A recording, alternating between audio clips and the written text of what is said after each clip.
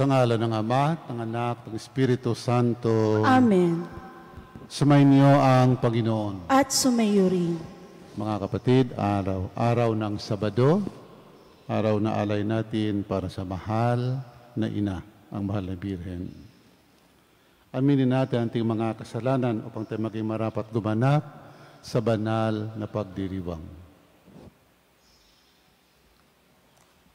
Inaamin ko sa makapangyarihan Diyos at sa inyong mga kapatid na lubha akong nagkasala sa isip, sa salita at sa gawa at sa aking pagkukulang. Kaya isinasamo ko sa mahal na Birheng Maria, sa lahat ng mga anghel at mga banal, at sa inyong mga kapatid, na ako'y panalangin sa Panginoong ating Diyos. Kaawaan tayo ng makapangyarihang Diyos, patawarin tayo sa ating mga kasalanan, at patnubayan tayo sa buhay na walang hanggan. Amen. Panginoon, kaawaan mo kami. Panginoon, kaawaan mo kami. Kristo, kaawaan mo kami. Kristo, kaawaan mo kami.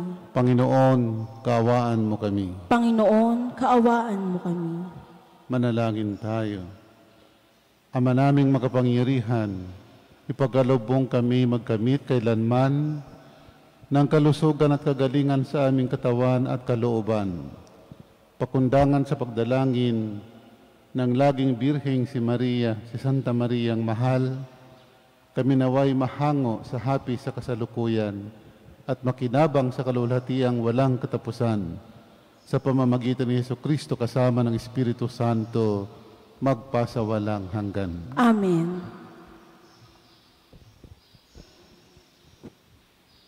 Pagbasa mula sa aklat ni Propeta Isaías.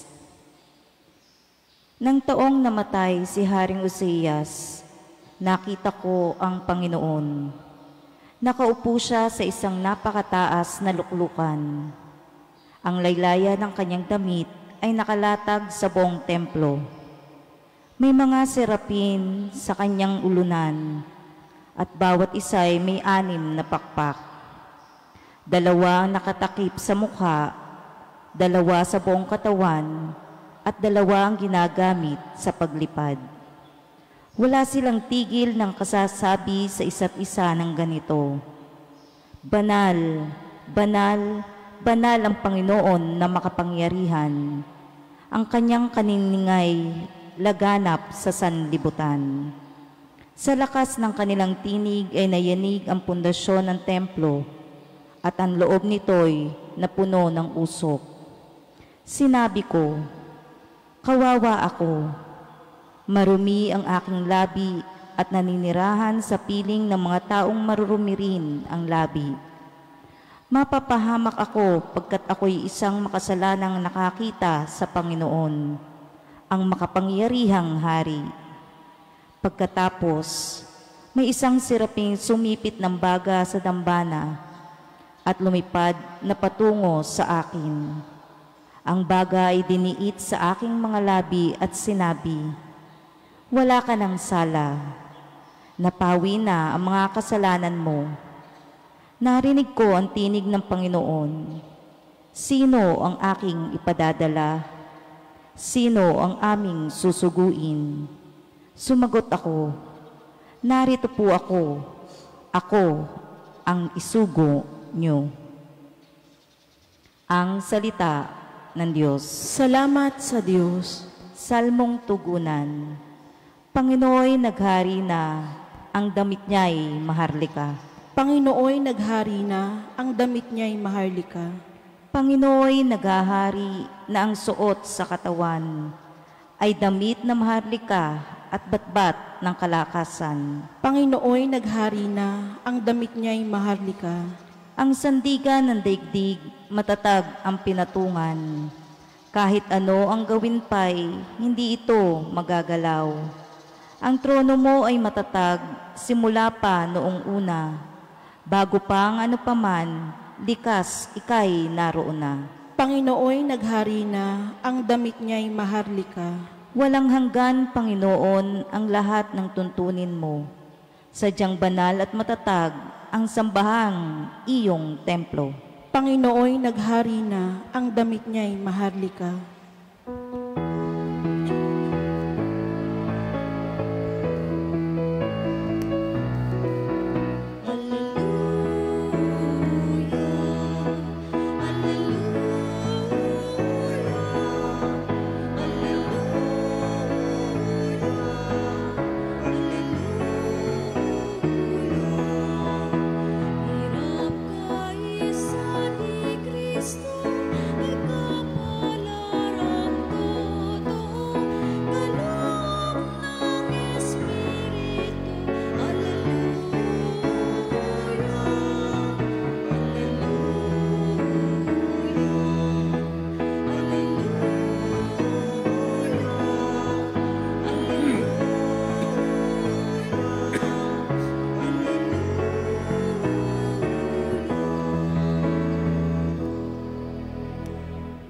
Sumainyo ang Panginoon. At sumayo rin. Ang mabuting balita ng Panginoon ayon kay San Mateo. Papuri sa iyo, Panginoon.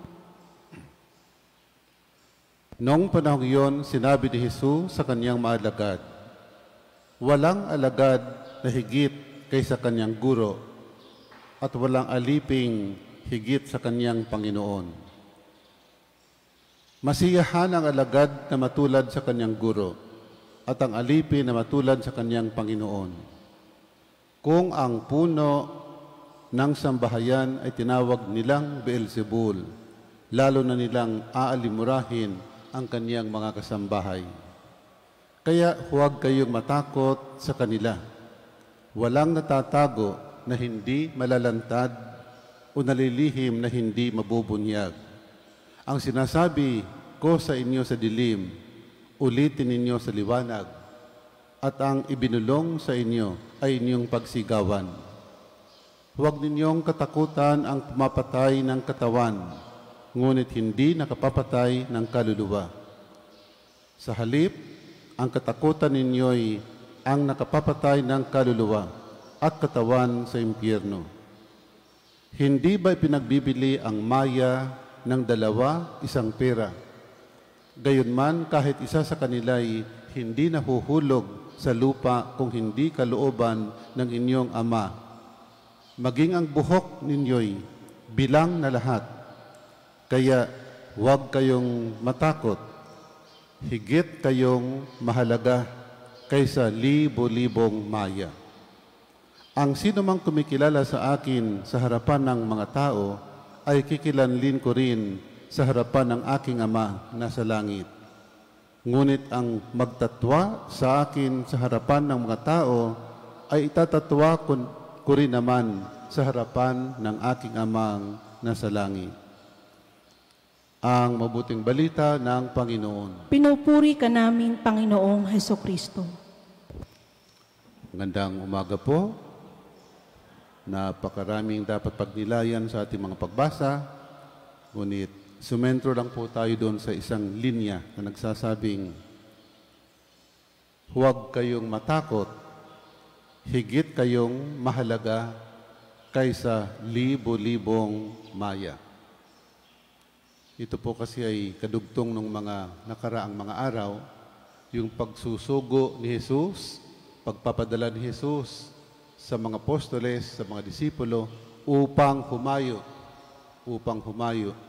na sa kanyang pagsusugo, sinasabihan na niya silang mahirap na gawain ang inyong susuungin. Kaya marami sa mga sinusugo ay natatakot. Di ba kahapon, sabi, para kayong padadala sa gitna ng mga asong gubat. Sa mga sinusugo ng Diyos, talagang mahirap ang mga sinusuong. Kaya kung minsan ay natatakot, kaya hindi na umaalis. Sinasabi ng Panginoon ngayon, ako ang magpapadala sa inyo, ako ang magbibigay ng lahat ng pangangailangan ninyo. I will send you, but I will take care of you. So ang Diyos na nagpapadala sa sino mang tao ay hindi nagpapabaya. Sa experience namin mga kaparian, every 3 years naman po tayo inilipat-lipat. Nung ako'y pinadala sa Palawan, sabi niya, bakit si Father Ronnie? At his age, tapos diabetic, tapos. Pero sabi ko sa superior, nung sabihin niya, Father, punta po kayong Palawan, pwede po ba? Sabi ko, no problem. Hindi sila makapaniwala. Nang sagot ko, no problem. Sa isip ko, kahit saan ka pumunta, ay laging may danger. Kahit saan ka pupunta, ay laging masalimuot. Bakit sa San Jose ba walang peligro? Sa Palawan, marami kaming mga asong gubat doon. May baboy damo kami doon. Marami. Ay dito sa San Jose, hindi hayop ang peligro eh. Kung minsan mga tao mismo, peligro. Di ba? Magkagayon pa ba sinasabi ng Panginoon, huwag kayong matatakot, sapagkat higit kayong mahalaga kaysa libo-libong mga maya. Sa atin pong paglilingkod sa Panginoon, huwag po tayong matatakot. Kung saan po tayo pinadadala, yumao tayo na may buong tiwala sa ating Panginoon who will take care of us. Kaya kung minsan napipigilan yung ating mga gawain dahil lagi tayong takot. Alam po ba ninyo yung salitang takot sa Biblia? Kung ilang beses nasasambit? Yung huwag kang matakot. Alam po ba ninyo kung ilang beses nasasambit sa buong Biblia? Pag binasa ninyo, sabi nila ay 365 times. Ilan po bang araw sa isang taon? 365 din. Kaya sinasabing, bawat araw may assurance ang Panginoon na huwag kang matatakot. Sapagkat pag pinairal ang takot sa iyong dibdib, maraming bagay ang hindi mo nagagawa sa mundong ito. Sa pananampalataya man o sa tunay na buhay natin sa mundong ito, maraming bagay ang hindi nare-realize, hindi natutupad dahil pinangungunahan tayo ng takot. Kaya ngayong umaga, once again, one of those 365 times, sinasabi ng Panginoon, huwag kang matatakot sapagkat higit kang mahalaga kaysa libo-libong maya. Tayo po ay nasa mga kamay ng Panginoon, huwag po tayong matatakot. Kung anong iniaatang sa atin pong gampanan ng buong tiwala at pananampalataya at ang Panginoon pagkat mahalaga ka sa Panginoon. Sa ngalan ng Ama at ng Anak ng Espiritu Santo. Amen. Amen. Mga kapatid, na titipon bilang isang komunidad na nagdiriwang ng ministeryo ng ating kaligtasan at mulat ang ating kaisipan sa kanyang pag-ibig sa bawat isa sa atin, dumulog tayo sa panalangin sa Diyos, ang ating walang hanggang Ama, at ating sasabihin, Panginoon, dinggin mo ang aming panalangin. Panginoon, dinggin mo ang aming panalangin.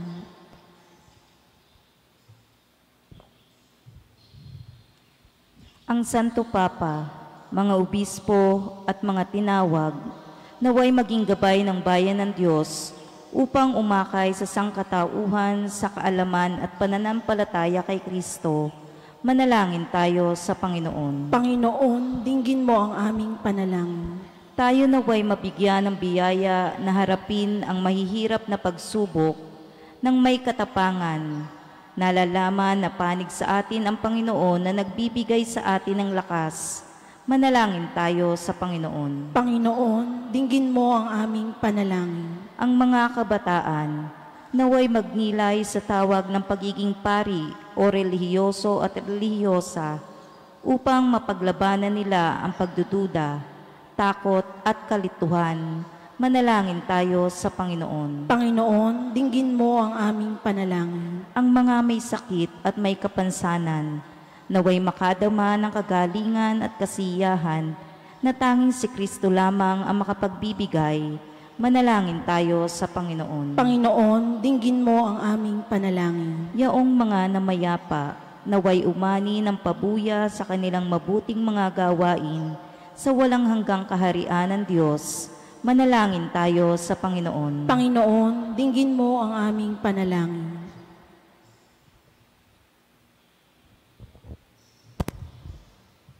Makalangit na Ama, ipinauubaya namin sa iyo ang aming mga mithiin. Bigyan mo kami ng lakas na makasunod sa iyo sa gitna ng mga pagsubok at paghihirap.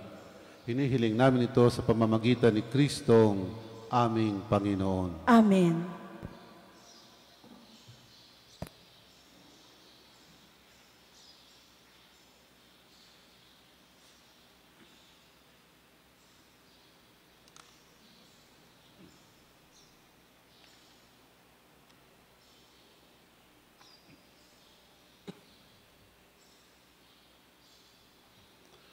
Kapuri-puri ka Diyos habang lumikha sa sanlibutan, sa iyong kagandahang loob, narito nga may iaalay. Mula sa lupa't buwan ng pagkawang tinapay na ito para maging pagkain, nagbibigay buhay. Kapuri-puri ang poong may kapal, ngayon at kailanman.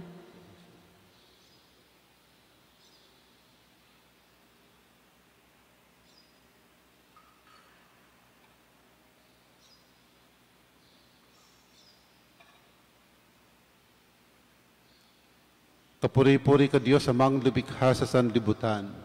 Sa iyong kagandahang loob, narito nga may alay. Mula sa katas ng ubas at bunga ng aming paggawa ang alak na ito para maging inuming nagbibigay ng iyong Espiritu. Kapuri-puri ang poong may kapal, ngayon at kailanman.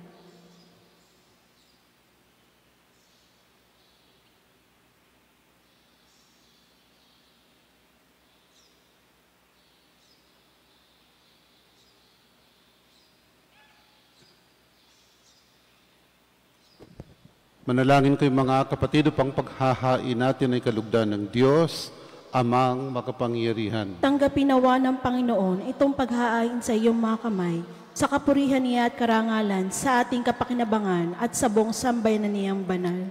Ama naming lumikha, ang iyong nagtatawang taong anak ay tumulong nawa sa aming ginagawa upang siya na iniluwal ni Maria nang hindi bumawas kundi lalo pang nagpaganap sa pagkabirhen, ay magpagindapat na kalugdan mo ang aming paghahain sa pagpapatawad ng mga kasalanan, sapagkat siyang Panginoong kasama mo at ang Espiritu Santo magpasawalang hanggan. Amen. Sumainyo ang Panginoon. At sumayo rin. Itaas sa Diyos ang inyong puso at diwa. Tinaas na namin sa Panginoon. Pasalamatan natin ang Panginoong ating Diyos. Marapat na siya'y pasalamatan. Ama naming makapangyarihan, tunay ngang marapat kami aming pasalamatan. Bukod mong pinagpala sa babaeng lahat ang mahal na Birheng totoong mapalad na iyong piniling maging ina ng iyong anak nung isugo mo siya bilang aming Mesiyas. Sa kapangyarihan ng Espiritong Banal, ang Birhen Maria ay naging inang tunay ng iyong anak na kaniyang isinilang bilang liwanag nitong sanlibutan. Kaya kaysa ng mga anghel ang sisiawit ng papuri sa iyo, nang walang humpay sa kalangitan kami nagbubunyi sa iyong kadakilaan. Santo, Santo, Santo Panginoong Diyos ng mga hukbo, napupuno ang langit at lupa ng kadakilaan mo. O sana sa kaitaasan. Pinagpala ang naparirito sa ngalan ng Panginoon, o sana sa kaitaasan.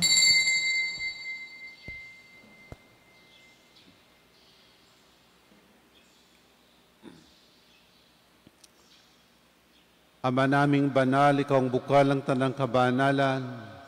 Kahit sa pamamagitan ng Espiritu gawin mong banal ang makaloob na ito, upang para sa amin maging katawan at dugo ng aming Panginoong Hesukristo. Bago niya pinagtiis ang kusang loob na maging handog, hinawakan niyang tinapay, pinasalamatan kanya, pinaghati-hati niya yon, niabot sa kanyang maalagad at sinabi, tanggapin ninyong lahat ito at kanin. Ito ang aking katawan na hahandog para sa inyo.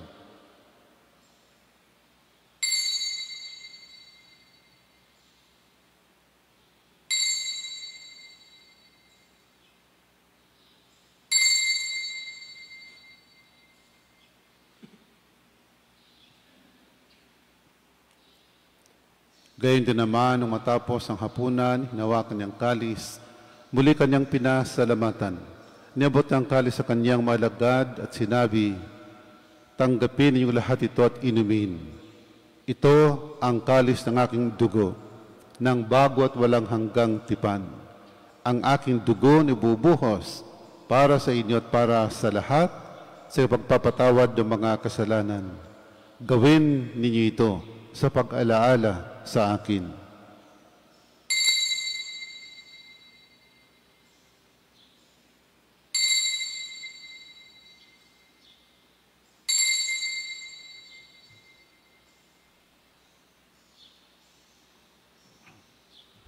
Ipagbunyi natin ang misteryo ng pananampalataya. Si Kristo'y namatay, si Kristo'y nabuhay, si Kristo'y babalik sa wakas ng panahon.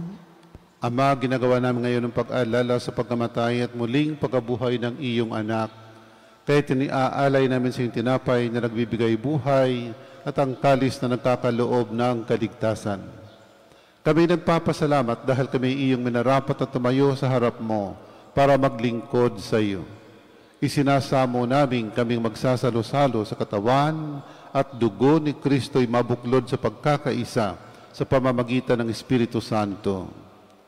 Ama, lingapin mo ang simbahang laganap sa buong daigdig. Puspusin mo kami sa pag-ibig, kaysa ni Francisco naming Papa, ni Gilbert na aming obispo at ng Tanang Kaparian. Alalahanin mo ang kapatid naming nahimlay na may pag-asang sila'y muling mabubuhay. Gayon din ang lahat ng mga pumanaw. Kawan mo sila't patuloyin sa iyong kaliwanagan. Kawan pagindapatan kaming lahat na makasalo sa iyong buhay na walang wakas. Kaysa ng mahal na Birheng Maria na ina ng Diyos, kaysa ng poong San Jose, ng mga apostol at ng lahat ng mga banal na namuhay dito sa daigdig ng kalugod-lugod sa iyo. May pagdiwang nawa namin ng pagpupuri sa kararangal mo sa pamamagitan ng iyong anak na aming Panginoong Hesukristo. Sa pamamagitan ni Kristo kasama niya at sa Kanya, ang lahat ng parangal at papuri ay sa iyo, Diyos amang makapangyarihan, kasama ng Espiritu Santo, magpasawalang hanggan.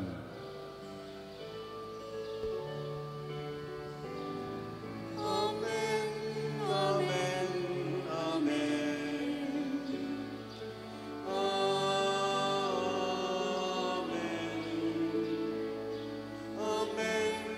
Amen, amen,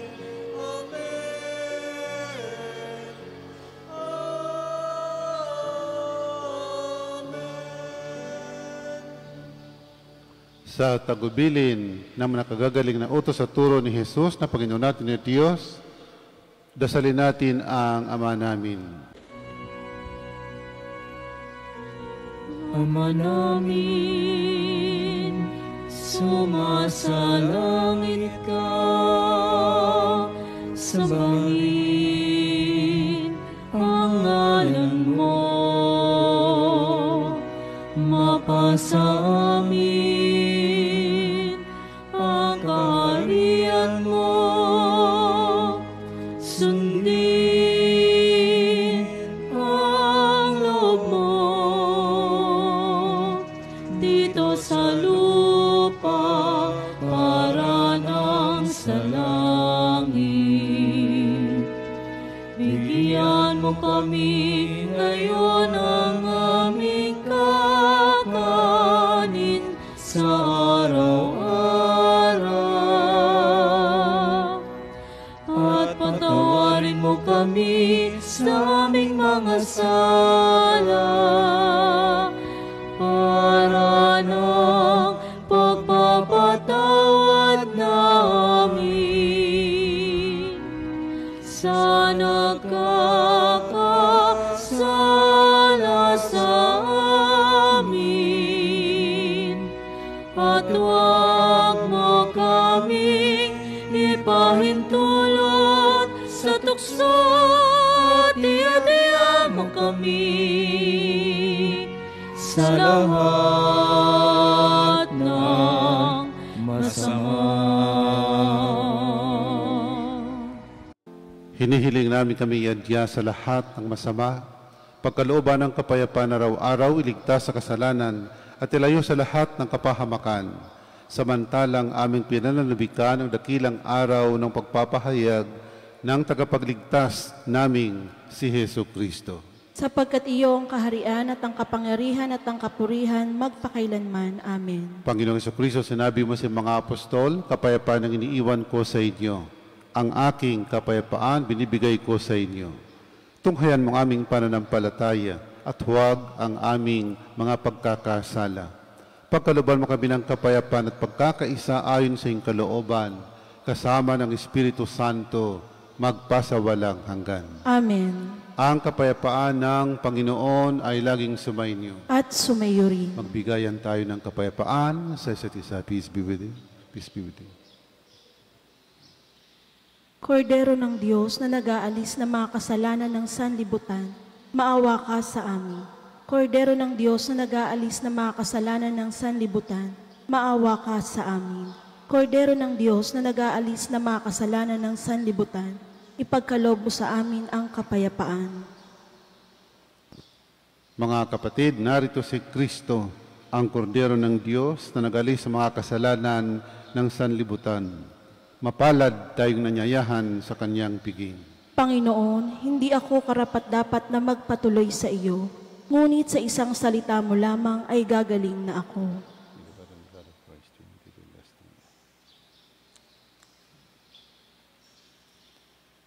Ang katawan ni Kristo. Amen.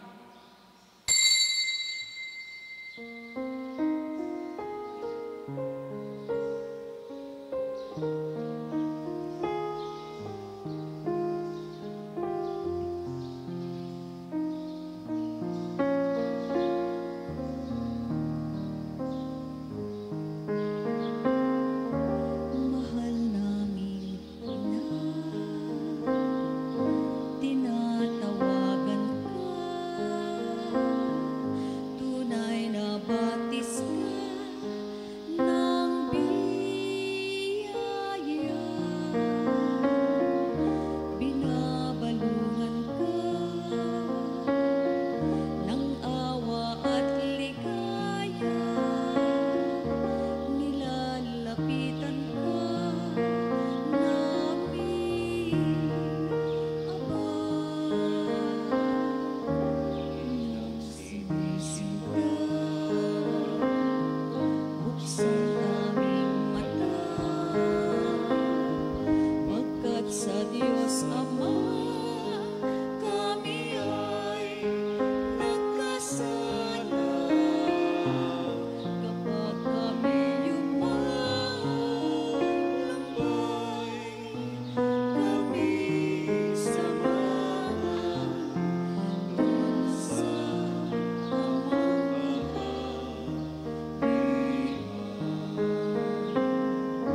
mahal naming Ina, tinatawagan ka, tunay na batis ka ng biyaya. Binabalungan ka ng awa at ligaya. Nilalapitan ka namin, Ama. Inang sinisinta, buksan aming mata, pagkat sa Diyos Ama kami ay nagkasala. Kapag kami lumalambay, kami samahan dun sa amang kaharian.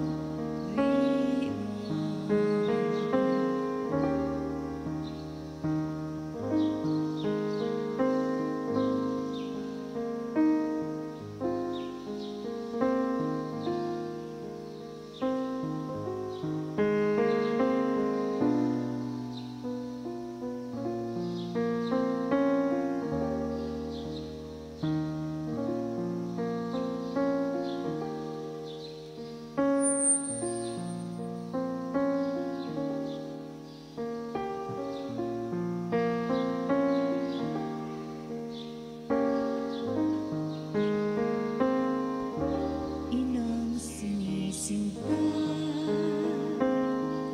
buksan aming mata, pagkat sa Diyos Ama kami ay nagkasala. Kapag kami lumalambay, kami samahan dun sa amang kaharian.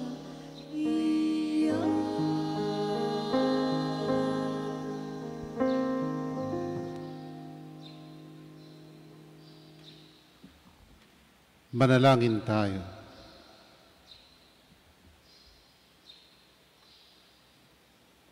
Ama naming mapagmahal, sa pagsalo namin sa banal na pagkikinabang, ang iyong kagandahang loob ay aming hinihiling upang ang pagpaparangal namin sa mahal na Birhen at pagtulad namin sa Kanya ay magpagindapat na aming paglingkuran ang pagganap sa kaloob mong kaligtasan.